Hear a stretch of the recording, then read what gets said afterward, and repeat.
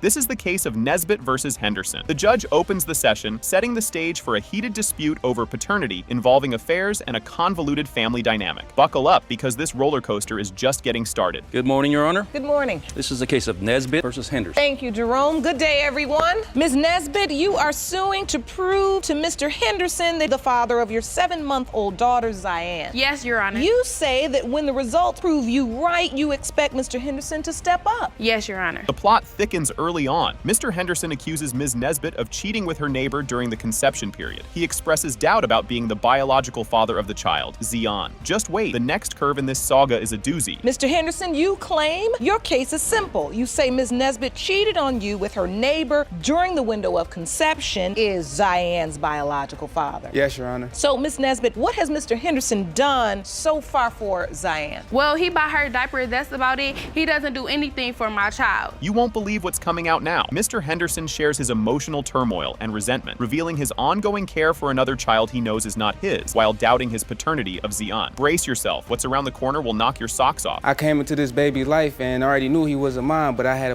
felt kind of hurt, So there's a level of resentment there. Yes, Your Honor. Your relationship like with Zion, were you there through the doctor's appointment? Yes, Your Honor. You know that's your child. You signed the birth certificate. You even snuck down the stairs and signed it without my permission. You know the baby yours. Yes, I did, because He did what? I went downstairs to go get my birth certificate and his name was on there. I told him not to put his name on there because I had doubts from the beginning. You had asked him previously not to sign it. Here's where it gets juicy. In a moment of vulnerability, Ms. Nesbitt admits to a one-night affair with Mr. Brown, the neighbor, which could possibly challenge the paternity of her child. The fallout from this bombshell is up next, and it's a game changer. Something not right. I just don't feel right. I really have doubt. Kept coming to me like, this not your baby, LaDon. Like one time After Zion was born? Yes, I came in the house one night drunk. I don't know if she was mad at me or not because I came in late, but I come in, she get the argument, oh, she's not your baby. You thought it couldn't get any crazier? Hang on tight. Ms. Nesbitt reveals Mr. Henderson's previous affair with his cousin, adding layers to the already complicated relationship dynamics and her feelings of betrayal and vulnerability. Get ready, because the ripple effects are jaw-dropping. Ms. Nesbitt, that you had doubts because that's why you told him go sign that birth certificate. Yes, I had. He had sex with his cousin and I felt very vulnerable about it, you know. Yes, I did, but that was before her. She already knew about that. Yes, let me tell you how. Proceed. You know, I received the inbox telling me that she had sex with my little black car and they had a baby. Things are heating up now. Mr. Brown is brought into the courtroom to share his side of the story, detailing his brief relationship with Ms. Nesbitt and his presence during a vulnerable time. The next testimony is going to be a real eyebrow raiser. So at this time, the court would like to call Mr. Brown.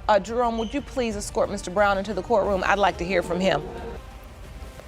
Mr. Brown, we're here, of course, discussing the paternity as it relates to baby Zion. Tell me a little bit about your relationship with Ms. Nesbitt, please. First met her, she had moved to my apartment building a couple doors down. I used to always flirt with her, to blink an eye at her, you know what I'm saying? Because she was a cute girl, you know? She was a nice friend, that's about it. As if the stakes weren't high enough already, Mr. Brown presents a photo comparing his features with the child's, asserting that there is no resemblance and reinforcing his claim of non-paternity. The build-up to the DNA results is about to reach a fever pitch. She looked nothing like at all. Ear, look at her cheeks, nothing. You submit to the court that she doesn't look anything like you, in your opinion. Nothing like. One day she had told me she didn't want to take the first. She used to always ask me like, do you mind taking a test? I'm like, you don't need to take no test because I know it's his baby. No, you. I guess she didn't want to hurt Your his Honor, feelings. he called me and said that we should take a DNA test, and I told him no. He said that's unfair. Cause she done already told me a couple times already to take a test, and you already told me and texted me that it might be my baby. So I'm saying, I got 4 kids already. I don't mind taking care of another one. All roads lead to this epic reveal, the climax of the episode where the DNA test results are revealed.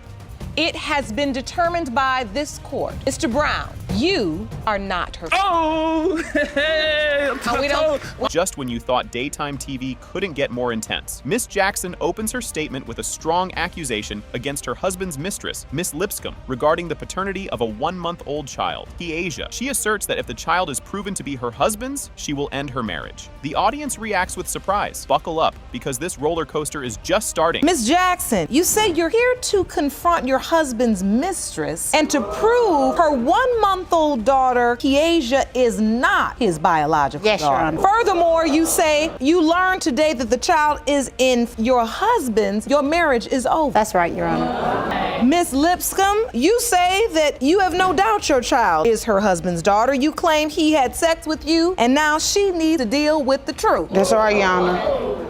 You won't believe what happens next. As the plot thickens, Miss Jackson recounts the evening she uncovered the affair. She details visiting her husband at work late at night and confronting both him and Miss Lipscomb in front of his workplace. This leads to Miss Lipscomb admitting to being pregnant and claiming to be his girlfriend. Strap in, the confrontation takes an even more dramatic turn next. Your Honor, let's talk about that. I got an epiphany. Well, I went to my husband's job. It was about 9:30 or 10:30 at night. To end our conversation, I feel as though there's something going on that he had been distant in the days prior to. I had put him out. Your Honor, and as we were standing outside talking, we're in the front of the building. The defendant pops up in the car like she's Ricky Raccoon or somebody, Your Honor.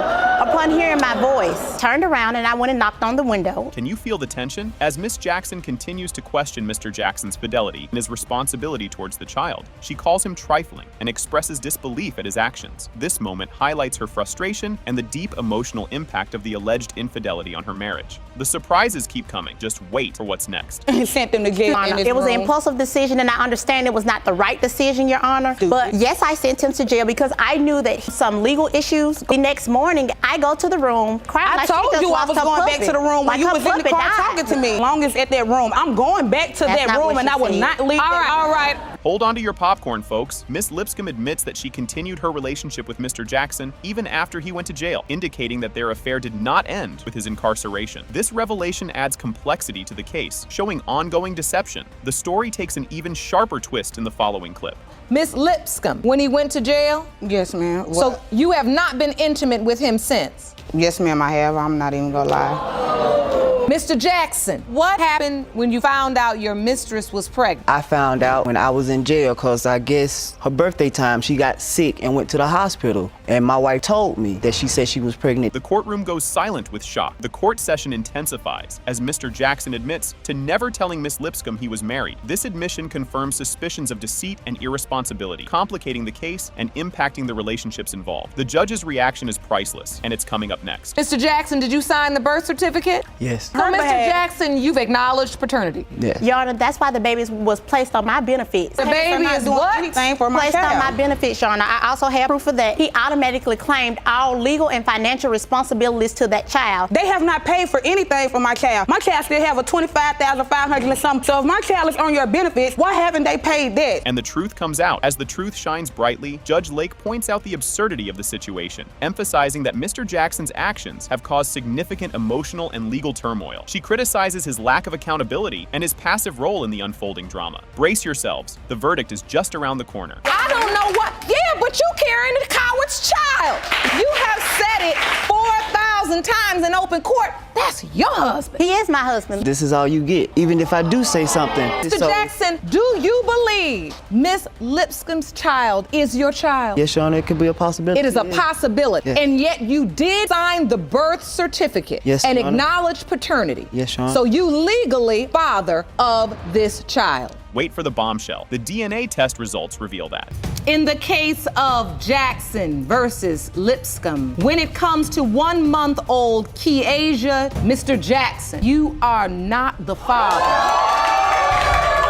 Here we go. The judge greets Jerome with a nod, setting the stage for what's about to unfold. Ms. Rubin takes the spotlight, detailing their reason for being there. They're accusing Mr. Davis of shirking his paternal duties due to greed, which has thrown their family into turmoil. Mr. Davis counters, defending his character and voicing his concerns for the Rubin family's situation, suggesting there's more to the story than meets the eye. Buckle up, the ride's just starting. Ms. Rubin, you and your sister are here today because you say that the defendant, Mr. Davis, the man you've always been told was your dad, is now stating that he is not your biological father. His actions are motivated by he has torn your family apart. Grab your popcorn, things are getting juicy. Ms. Rubin dives deep, questioning Mr. Davis about his ongoing denial of paternity, a stance he stubbornly maintains. She recounts feeling left out during family moments, where a Christmas filled with gifts for others underscored her feelings of exclusion and neglect, painting a vivid picture of disparity. Hang tight, the emotional roller coaster is picking up speed. Ms. Rubin, when did the defendant start denying? I just feel like he never treated me fair with my my brother and sister. He will bring things around, like one Christmas, he bring a whole bunch of toys around, get them. Never brought me anything, always treated me differently. He never showed no love towards me. His love when he was just giving all his love to both of them.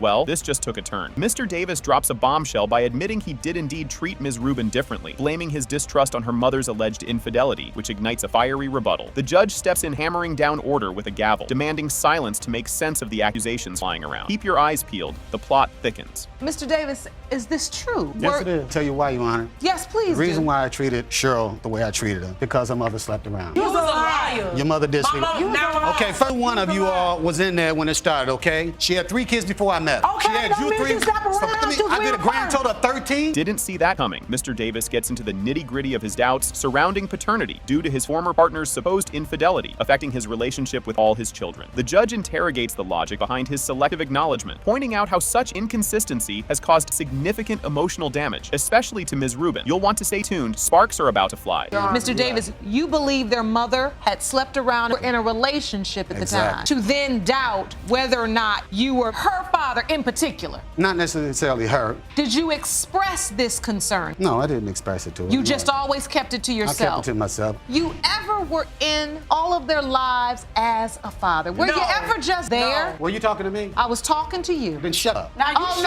no. You might want to sit down for this one. The emotional stakes are high around as Ms. Rubin confronts Mr. Davis about his broken promises, symbolized by his absence at her graduation. The confrontation boils over, with accusations of dishonesty and betrayal flaring up, showing just how deep the wounds go. Brace yourself. It's about to get even more intense. I asked you 2005, that's the last time I seen you. I asked you, I say, all you gotta do, I'll forgive you for everything you ever done wrong to me. Show up to my graduation. You can say I'm lying or whatever. I can tell my brother right here. I said 2 tickets for you and Carly. When you called to walk that stage, he wasn't there at all. When she alleged to call. She never called me, period. Right to hell with these lies. I won't be going alone. Time to talk turkey about the money. The spotlight shifts to the financial heart of the dispute. Mr. Davis outlines his extensive history of child support payments since 1993, countered by the Rubin family's skepticism about where the money actually went, leading to a broader debate about the effectiveness of the system in handling these payments. Next up, the moment of truth everyone's been waiting for. I've been paying this child support since 1993. I have proof to show what I've been paying. I don't know where it's going. The Children and Family Services. Let's have some order. Ladies, how far behind do you think he is? I think about $7,000 behind. Probably that too. Now, Mr. Davis, are you behind in child support payments? Ma'am. Do you have any idea how much? My rough guess, like I said, I have. What proof is that you're saying? Okay, this proof shows the date, the last. Jerome, can you hand that to me, please? September of 2012, and it shows the air right there. It says 48,000. And now, the moment we've all been waiting for. The tension peaks between as the results of the paternity tests are revealed. It has been determined by this court, Mr. Davis, you are the father. Are you sitting down for this? Miss Phillips sues her ex-boyfriend, Mr. Gibbies, for a whopping $1,000 in childcare expenses, claiming he's been avoiding his daddy duties. She asserts he denied being the father of their 2-month-old daughter, Jordan, whom he has never met. She's calling for a paternity test to drop the truth bomb and recover the expenses. Strap in, because this roller coaster is just starting. Miss Phillips are suing your ex-boyfriend for $1,000 in childcare expenses you claim he has since denying that he is the father of your month-old daughter, Jordan. Today, you have petitioned the court for a paternity test to prove he is the father and are looking to recover your $1,000 child care expenses. Here comes a curveball from left field. Mr. Gibbies fires back, arguing that Miss Phillips's history of playing the field makes him doubt he's the baby daddy, so he feels he owes zilch. The tension and disagreements are just heating up. Let's see how this hango of testimonies unfolds next. Mr. Gibbs, you claim that Miss Phillips did not live up to your standards and has a long history of sexual promiscuity. You are not the father of her baby and therefore say you owe her nothing. You'll need popcorn for this one. Miss Phillips spills the tea on their rocky romance, recalling a pivotal night when Mr. Gibbs, fresh from a spiritual retreat, shockingly kicked her out. Their relationship sounds like a soap opera with emotional twists at every turn. Stay tuned. The drama escalates from here. Well, Your Honor, I thought it was going to be the best situation. You know, I think it started for me when, you know, he went to this spiritual convention. He came home that night. He was just like, I just must stop you. You're in a relationship.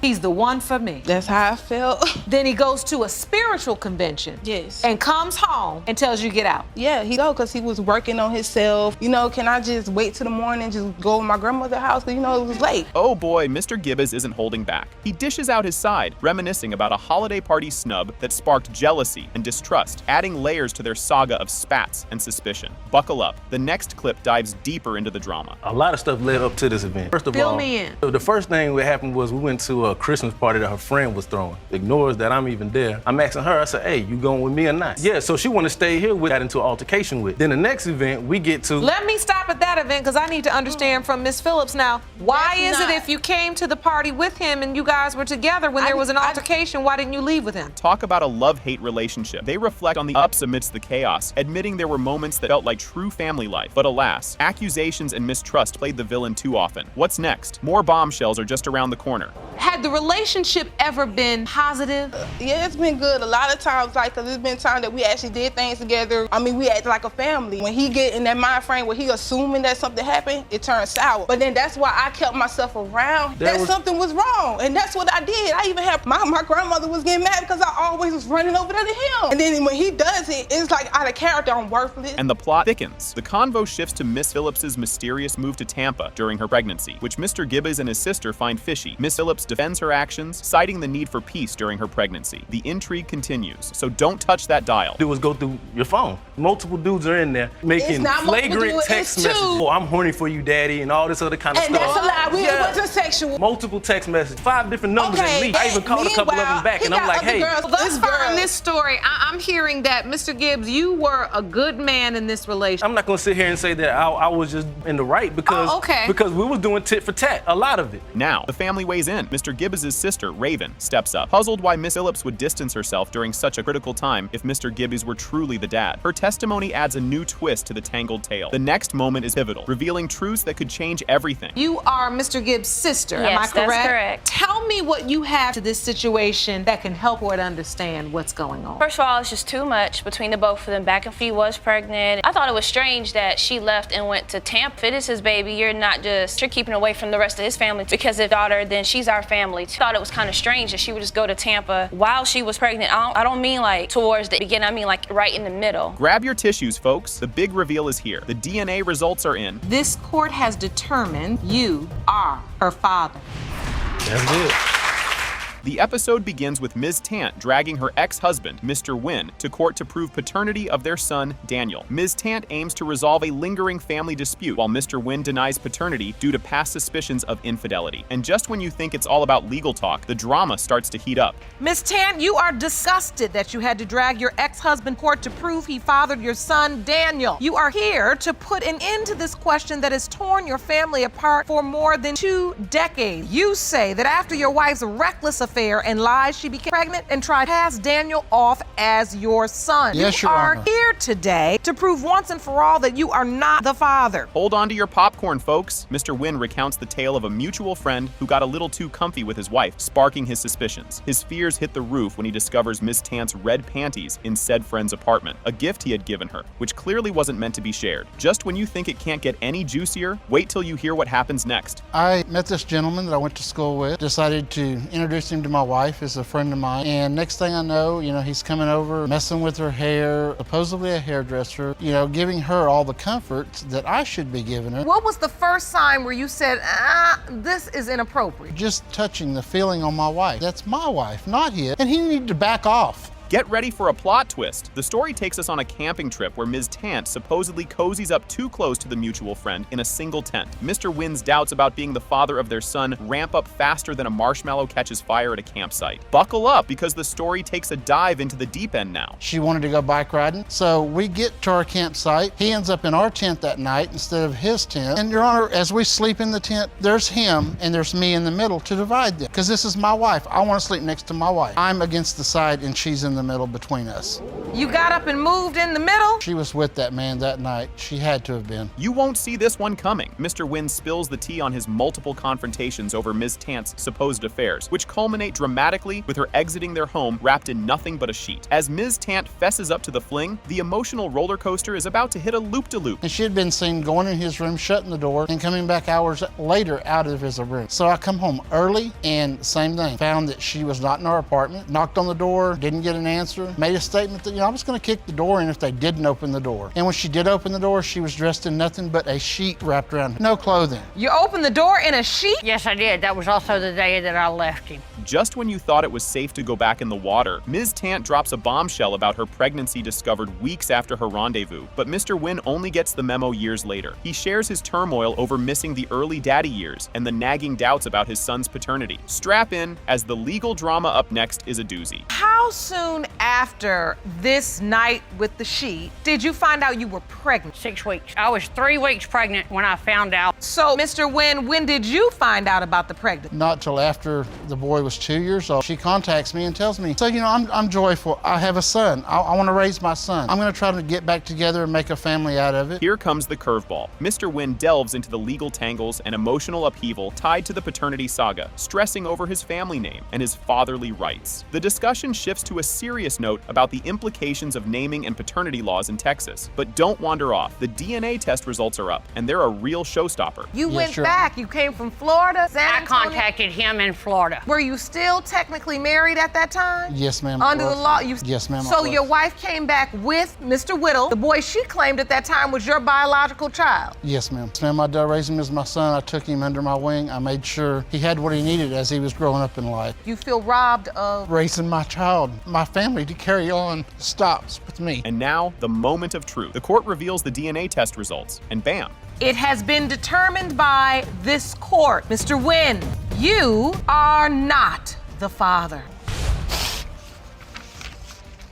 Buckle up, folks. Ms. Bailey kicks off the courtroom drama by dragging her ex-husband, Mr. Green, into court to prove he's the dad of their 9-month-old son. Despite her roller coaster love life during conception, she's betting all chips on Mr. Green based on her trusty ovulation calendar, while the audience whispers and gasps in the background. You won't believe what Mr. Green has to say next. You state you've brought your ex-husband, Mr. Green, to court to prove he is the biological father of your 9-month-old son, Lauren. Freely admit to sleeping with multiple men during the time of conception. You say you believe the defendant is your child's father because you kept an ovulation calendar. You've narrowed it down to him. Just when you thought it couldn't get spicier, Mr. Green throws a curveball by questioning the paternity due to their previously fruitless attempts at conception. He points out the suspicious timing of Ms. Bailey's pregnancy bump after they hadn't seen each other for months. What's coming up might just tip the scales. Well, we went on a 4-month drought. The first time I had seen her in 4 months, she already had a little... Your Honor, I always had a stomach. Obviously, I still have a stomach and I'm not pregnant now. State as fact that you're beautiful just the way you are. Thank you. I'd like to hear you please explain, why are you so sure? She also admitted that she had been with somebody in February. You gotta hear this. The court delves into the whirlwind timeline of Ms. Bailey and Mr. Green's short-lived marriage and the chaotic overlap with their current entanglements. Despite a blink and you miss it marriage, they kept the home fires burning, which muddies the paternity waters even more. Keep your eyes peeled for the judge's next move. I tried to get a divorce. I tried to get a divorce. I tried to get a divorce. We stayed in contact to this day. To this day. No. We're still having sex. Our last time having sex was in April. We still, to this day, even if I wanted him, I can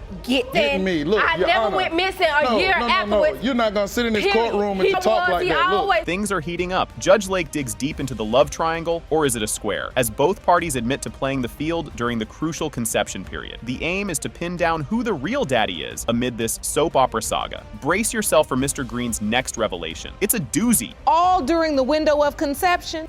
Like the same month, but not the same windows of conception. Tell Mr. Green? Yes, I told him, I asked him if I found out I was pregnant, would he believe that it was his child? And he told me yes. Period. How could she talk to somebody when she wasn't around? She was gone for, I told him I was pregnant until she was 5.5. Did someone say plot twist? In a pivotal turn, Mr. Green stakes his claim that he's not the father by highlighting the baby's too soon arrival and unconventional looks, hinting another dude might be the real dad. dad based on the pregnancy timeline. Watch out, the next part is a real head spinner. She tells me stuff that I think is gonna make me mad. I just let it go over my head, get what I want, and move on to the next. You were having unprotected sex with Ms. Bailey, and yet she never got pregnant. So that fuels your doubt. And we used to lay in the bed and we used to try to find reasons why she, we talked on the phone several times. She was trying to get me. And the bomb drops. Mr. Green pulls out what he believes is a trump card, his internet-fueled genetics research, arguing that it's nearly impossible for them to have a light-skinned, red-haired baby. But don't go anywhere. Ms. Bailey's comeback is just around the corner, and it's a tearjerker. His hair is red because somebody else gave it to him. 2 different color reds.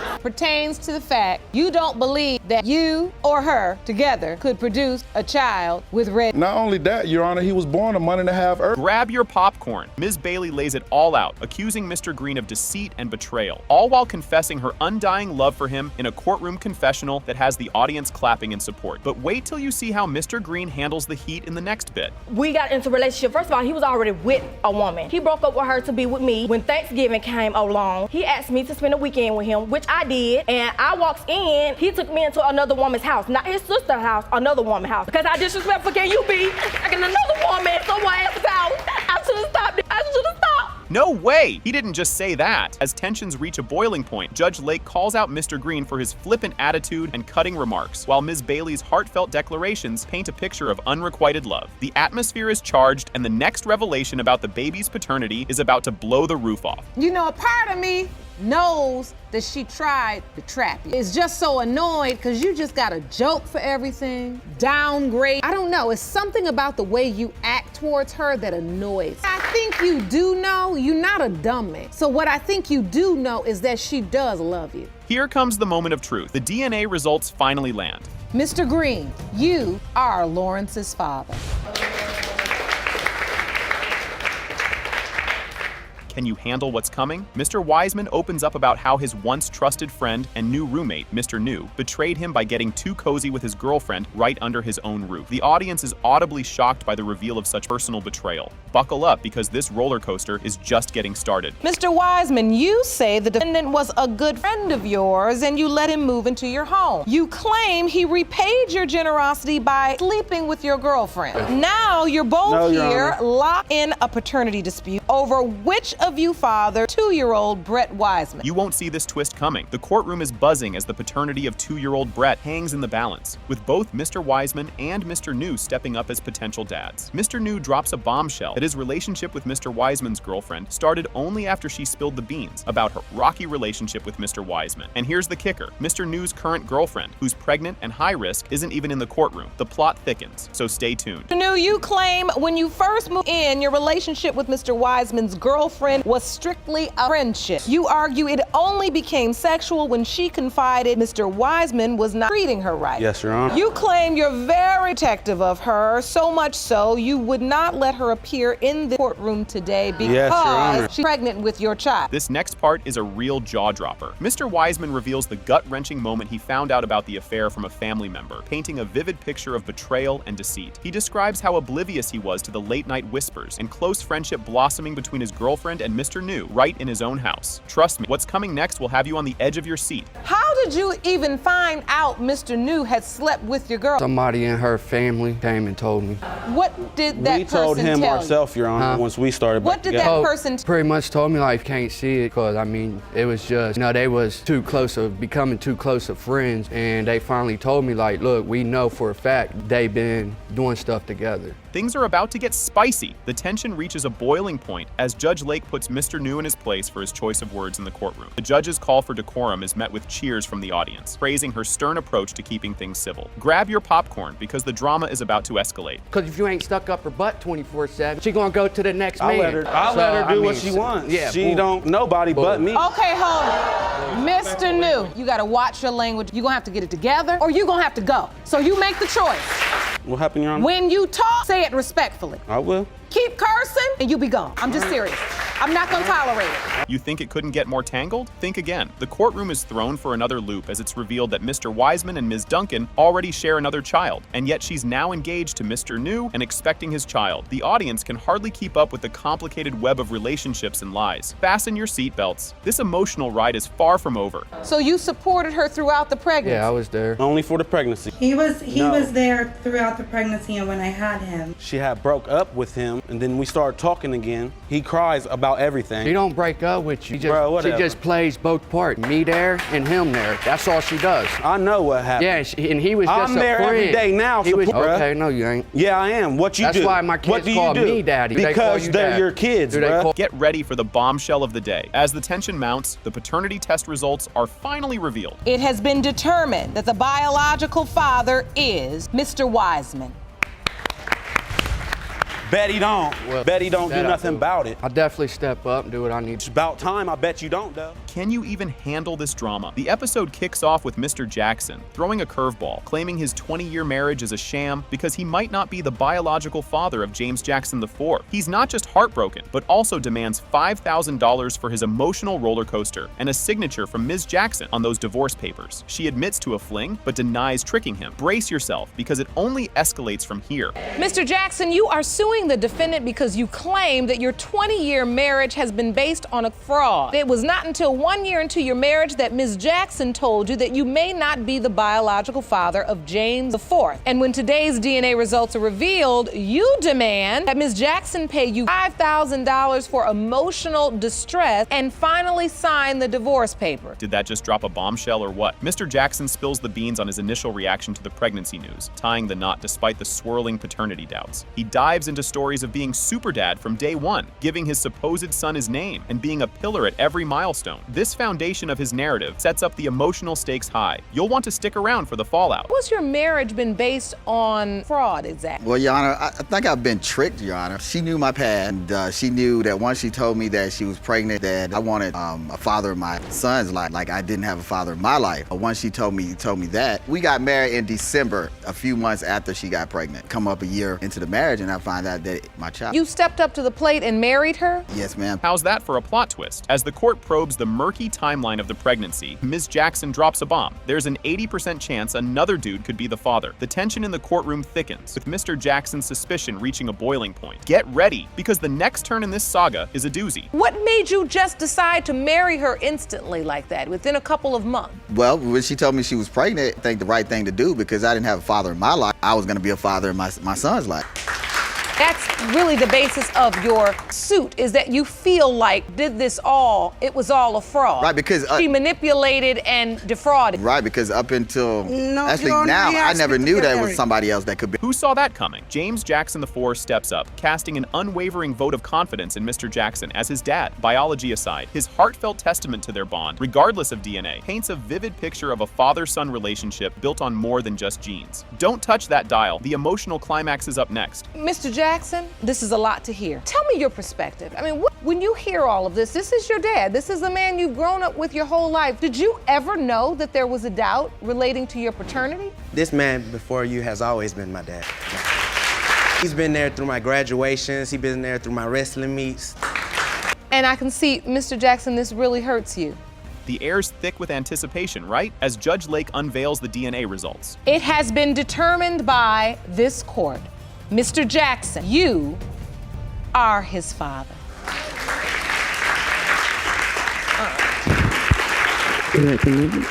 Well, didn't see that coming. Mr. Fernandez spills the beans about his doubts concerning the paternity of Little Divine after uncovering Ms. Butler's affair. This bombshell leads him to cancel their wedding and pawn the engagement ring, which landed him a $300 loss. He's now suing for that financial pinch and wants a paternity test to prove he's not the father. Stay tuned, because the courtroom drama is just heating up. You claim you found evidence that she cheated and another man may have fathered your little girl, Divine. You called off the wedding, pawned the ring, and lost $300. Now, you're suing her for that, and you've petitioned the court for a paternity test to prove you are not her daughter's father. Just when you think it can't get any more tangled, Ms. Butler throws in a curveball. She admits to her fling, but is rock-solid sure that Mr. Fernandez is Divine's dad. Despite her slip-up, she's convinced there's no paternity puzzle to solve here. Buckle up, as Ms. Butler's confidence is about to be put to the test. Cheating during the window of conception, you say you have no Mr. Fernandez is Divine's biological father. Mr. Fernandez, why did you the ring? Because I was frustrated, I was angry. I took the ring back and I left. The ring actually cost about $700. I was only given $350 for it, Your Honor. I actually don't have a receipt for the ring, but... Before all that, when we first got together, he already had a girlfriend. He already was a cheater in the beginning. Here's a juicy bit. Mr. Fernandez dives into how he discovered Ms. Butler's cheating, thanks to a little detective work with her phone. Spotting a cozy pic of her with another dude sparked a major showdown and cranked up the mistrust. The plot thickens, and you'll want to see what's coming next. Now, how did you find out that she slept with somebody else? I found out it took weeks of me. When I came home, it was just me and her there one day. I see her phone. So I grabbed the phone. I paid for the phone, but look, I'm a big snooper. I grabbed the phone, I looked through it, I see her hugged up with a guy. I don't even, he's black, just, who is this? I confronted her about it. Who is this? Who is this? If you weren't going, wouldn't have found the picture. Who is this? Wouldn't have found see the that picture. right there, you sneaky. Talk about a soap opera scenario. The court delves into the timeline of Ms. Butler's romantic escapades, involving both Mr. Fernandez and another mystery man during the same critical week of conception. The paternity stakes are sky high, and the next revelation is a doozy. You were intimate with Mr. Fernandez on the 1st. Yes, the 31st, the 1st. Then we got into it. He cheated on me. Came up with like sex, and then I went out with my friend. You submitted this calendar to prove that you were intimate with the plaintiff pretty much that whole week. That whole week, week, yes. The 7th and the 8th, yes. Which is during the window of conception. Yes, Your Honor. When were you intimate with the other guy when you all fell out? January 5th. Oh, snap. Ms. Butler drops a bombshell about lying concerning her latex allergy to dodge using protection, Mr. Fernandez. This confession shakes up her credibility big time, stirring more doubts and drama. The courtroom's about to explode with more surprises, so keep watching. You've now pretty much proven that you were lying at least about. So he now, of course, questions whether you wore the at all. But the baby looks just like him. I also have evidence I want to submit. And I was a newborn and her as a newborn at the time that I felt. Hey, no, what do you mean? Do you have those photos? Yes, I do, Your Honor. Mr. Fernandez and Divine is a baby, and you say there's no resentment. But as she got older, look at the eyebrows, look at the eyes. As she got older, baby don't look like me. She looks like... No, she don't. She looked like the guy that was in that picture. Brace yourself for the big reveal. The episode hits its peak with the DNA results about to drop, determining if Mr. Fernandez really is Divine's father. The air is thick with anticipation, and this truth bomb is about to blast off. The resolution is up next, and it's a tearjerker. These results were prepared by DNA Diagnostics, and they read as follows. In the case of Fernandez v. Butler, when it comes to 2-year-old Divine, it has been determined by this court. And here it is, the moment of truth. After the DNA results confirm, Mr. Fernandez, you are her father. Told you. What do you mean? What do you look? You see her. Look at her. All this time you've been doing that. Buckle up for a roller coaster of emotions starting now. Miss Bowley Jack shares her deeply personal tale of growing up without knowing her father, explaining how the absence filled her life with confusion and emotional turmoil. Despite the pain, she holds on to hope that today's court results will bring the long sought-after answers. Her story sets the stage for a dramatic unfolding, and trust me, you'll want to stick around for what's coming next. You and your mother recently appeared in court to help resolve a paternity dispute for your sister. This motivated you to get the answers you've desperately been searching. Your mother has always told you the defendant, Mr. Smith, is your biological father, and you hope today's results prove she's right. The plot thickens here, folks. Miss Common, the determined mother, staunchly claims Mr. Smith is the father, despite his own protests and skepticism about her past life choices. This segment turns up the heat in the courtroom as conflicting beliefs clash head-on, magnifying the emotional stakes for everyone involved. The tension is palpable, and just when you think it can't get any more intense, the next exchange blows the lid off. Past 30 years, I've had a number of emotions: anger, hurt, not knowing who my father was, growing up with other kids with their fathers, and me not having a father. And even into adult, my children question who their grandfather is, and I can't give an. And that must hurt. Ms. Common? Yes, Your Honor. This has been very difficult for your daughter, but you are certain Mr. Smith is her biological father? I'm absolutely sure, Your Honor. Things are about to get spicy as Miss Common and Mr. Smith hash out their past, each lobbing accusations and defenses. The courtroom transforms into a battleground of words and wits. Their recounting not only challenges their credibility, but also paints a vivid picture of a complicated relationship fraught with misunderstandings and missed connections. Brace yourself. The revelations just keep on coming. When she was 1 year old, that he was the father, and I gave him her address and told him how he can get in contact with her. But he never did. He got in contact with her once, he didn't get in contact with her no more. Ms. Common has said you've had the information. You don't believe you're Ms. Boley-Jack's biological father? No, ma'am, I don't believe so. She don't favor none of my kids. As the truth starts peeking through, hold on tight. Miss Common revisits the moment she decided to break the news of her pregnancy to Mr. Smith, highlighting her strategic silence due to his immaturity. This critical juncture in their story sheds light on the complexities of personal decisions that have long-lasting effects on their child. The emotional ante is upped even further, setting the stage for an even more compelling narrative twist right around the corner. And I went back to my ex, yes, because he was much older and much more responsible. Yeah, but do you remember this relationship, this summer love? No, it wasn't like that. She lying. She lying. If I was horn, who was I horn with? Name one man I was with. I only hit it a few times. For real. Only a few times. Well, how many times did we have sex? I'm sorry. I just don't want to hear all that. Can we get back to where that was it. Just when you think you've heard it all, here's a heart tugger. Miss Boley-Jack recounts a rare childhood interaction with Mr. Smith that offered a fleeting moment of hope, only to end in disappointment. This poignant testimony not only underscores the pain of paternal absence, but also stirs up the emotional dynamics of the courtroom. And just when you're reeling from this, the next moment packs an even bigger punch. You excited when you found out, Mr. Smith? Do you remember this conversation? Yes, I do, Your Honor. And Lorraine was 1. So then what did you do to pursue a relationship with your daughter, or did you do anything? I didn't, Your Honor. Even though you acted happy about it? So why didn't you ever show up? Because he was too busy out there horning around, having partying and horning around. I was doing my thing. I was doing my thing. I was doing my thing. And so, Miss Boley, man, I know you were. And now, for the grand finale, no spoilers, but it's a doozy, as the DNA results are revealed, and it turns out it's been determined by this court. Mr. Smith, you are not the father. I'm very sorry.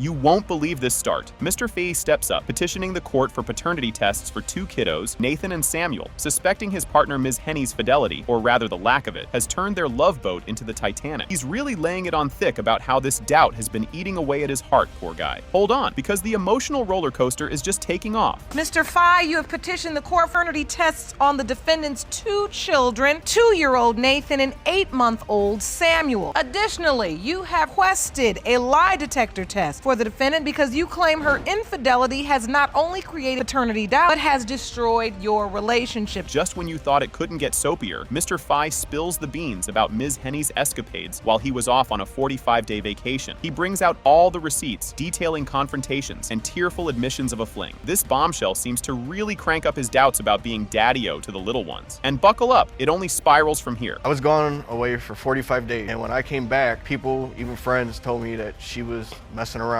with a guy from the neighborhood. We were not messing around. You know, I was on the phone with him, and he told me they did mess around twice. When I confronted her about it, denied it. So I had him on the cell phone. Confronted her with the cell phone with him on it. She started crying, and then she admitted to me she cheated on me once. Now here's a twist. It's all about the head shape. Mr. Fahey is convinced he's not the father because his head is like an oval, and the kid's head, a complete block. Genetics, or just bad luck in the head shape lottery? He even throws a friend under the bus, saying the little tyke looks more like him. What's next? You guessed it, more head-scratching drama. I have an oval-shaped head, okay, Your Honor? My ears are close to my head. A block head. His ears have a dip in them. I don't have none of them. Dips in my ears. He has my ears. I don't have big ears like he does. His sticks out more. Head. I don't have a block head. Mine's more of an oval shape. You're saying your head is an oval shape. That's why you submitted this. Has a different shaped head. Yes, Your Honor. And you say his ears don't fall like you. Just when you think you've seen it all, we dive into the paternity drama of kiddo number 2, Samuel. Mr. Fahey isn't buying what Ms. Henny is selling. He thinks the same guy could be the father of both Munchkins. Based on his detective work during their off-again phases, his suspicion meter is off the charts. Fasten your seatbelt. The truth train is about to leave the station. And then when I confronted him about it, he was like, yeah, we messed around twice. Let's go to your doubts around Samuel. Me and her was split up at the time, and it came down to it where he was telling me, oh, I'm out with my friends with some other guy. And it's the same guy that I think is Nathan's dad. It's not true? Nope. So you believe Samuel and Nathan have the same biological father? And Miss Henny, you say that's not true. But you all were broken up, so were you somebody else during the time? No.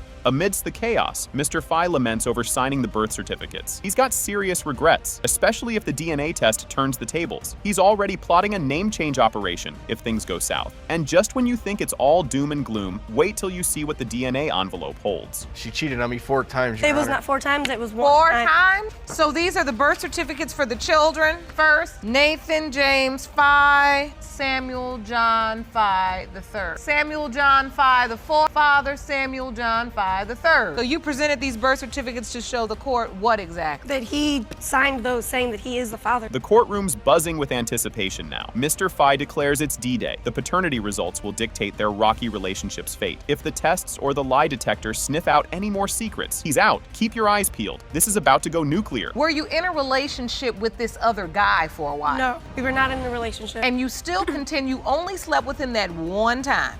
It was more than once. 4 times she cheated on me. 4 times or No, 1 time? 1 time. Caught several text messages in her phone. You know, her Talking to a her friend ex- is not no, cheating. Her ex-boyfriends and stuff like that, like, oh, I had a good time, stuff like that. Surprise, surprise, the paternity test reveals. It has been determined by this court. Mr. Phi, you are the father. Change what name? Apologize for that. Yeah. Buckle up for this emotional roller coaster. Miss Jones begins her testimony by expressing how she felt unwanted and invisible growing up around Mr. Jones and his family. The judge prompts her to elaborate on her emotional experience as a child, emphasizing the importance of her feelings in the case. And guess what? It only ramps up from here. Your Honor, I felt unwanted and lonely and invisible. Wow. Take me there. What was it like for you as a little girl? Barely saw him. But you knew him to be your father. But you barely saw him? Yes. Was in and out your life. You won't believe what happens next. Mr. Jones admits to being intermittently present in Miss Jones's life, but challenges the paternity claim. He describes his doubts about being her biological father, sharing that he had questioned the maternity on multiple occasions and even attempted to get a paternity test done when Miss Jones was a child. Strap in, because there's more drama ahead. Lakeitha was actually my child. Addressed that with her mother on many different cases. That she could have had. We went up to. You said you didn't have the money for it. No, that's not true. I went to. At first, I didn't. I got there, and Terry knows that Miss Brittingham knew that when we got to the hospital, I was there. Did that just happen? An intense exchange occurs when Miss Jones confronts Mr. Jones about their conflicting memories regarding the use of protection. The judge mediates as they discuss their past, highlighting the uncertainties and discrepancies in their stories. Stay tuned. The next turn is even wilder. Always use protection and never did. Well, Your Honor, she acts as though I've been with her all these many times. That's not the case. So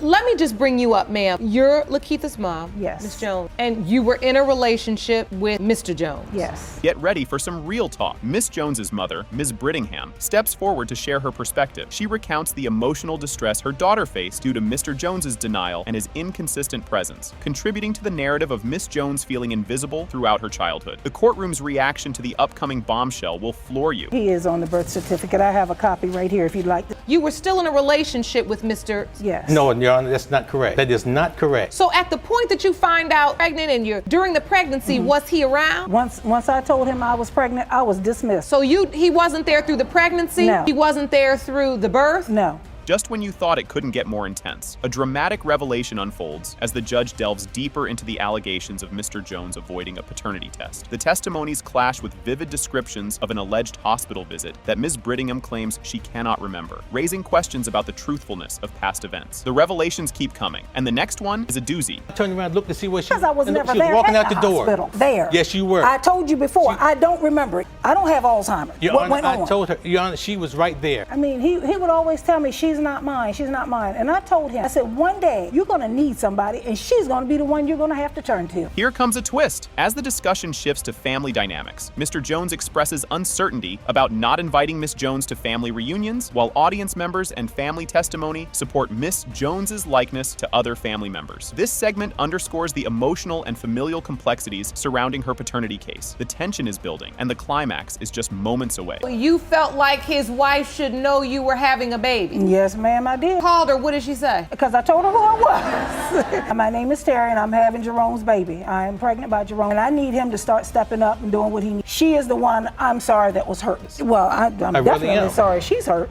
Are you ready for this? The final moments of the court session are intense and emotional. The judge prepares to reveal the DNA test results after a heartfelt discussion about the nature of fatherhood and the profound impact of Mr. Jones's actions and presence on Miss Jones's life. The big reveal is coming up next, and it's a jaw-dropper. When a child says in the courtroom that I felt invisible to my father, that almost broke me down. I believe it's time for the results, and I think that's going to be the start of a lot of the healing that needs to take place here. Prepare for the big reveal. DNA results are disclosed.